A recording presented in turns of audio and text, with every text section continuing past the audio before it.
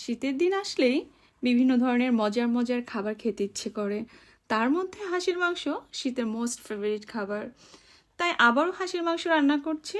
হাঁসটা বেশ বড় ছিল, ভালো করে বেছে ধুয়ে অর্ধেকটা আমি রেখে দিয়েছি, অর্ধেকটা আমি আজকে রান্না করব।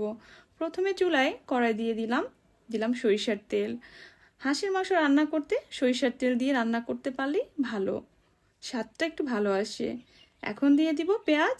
পেঁয়াজটা একটু ভাজা হয়ে গেলে দিয়ে দিব গোটা গরম মশলা, তেজপাতা, এলাচ, দারচিনি একসাথে দিয়ে তারপরে পরিমাণ মতো আদা রসুন পেস্ট দিয়ে একটু কষিয়ে দিয়ে দিব হলুদের গুঁড়া, মরিচের গুঁড়া, ধনিয়ার গুঁড়া, তারপর কালো গোলমরিচ, গরম মশলার পাউডার, কিছু আস্ত শুকনো মরিচ দিয়ে একটু কষিয়ে এখন দিয়ে দিব হাঁসের মাংস।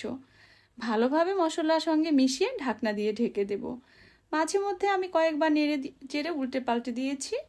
যখন মাংসটা কষানো হয়ে যাবে, ঠিক এইরকম কালার হয়ে যাবে আর মনে হবে মাংস সিদ্ধ হয়ে এসছে, ঠিক তখনই দিয়ে দিব একটু আদা কুচি আর কয়েকটা আস্ত রসুন।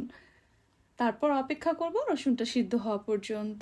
এরপর তেলটা উপরে উঠে আসলে বুঝতে হবে মাংস রান্না হয়ে গেছে। এ পর্যায়ে কিছু কাঁচামরিচ আর ভাজা জিরা গুঁড়া দিয়ে নামিয়ে নেব। এখন কিন্তু খাওয়ার জন্য রেডি হয়ে গেছে আমার হাঁসের মাংস। কালারটা দেখেই বোঝা যাচ্ছে। তো কেমন হয়েছে আমার হাঁসের মাংস রান্না? কমেন্ট করে তোমরা জানিও। আল্লাহ হাফেজ।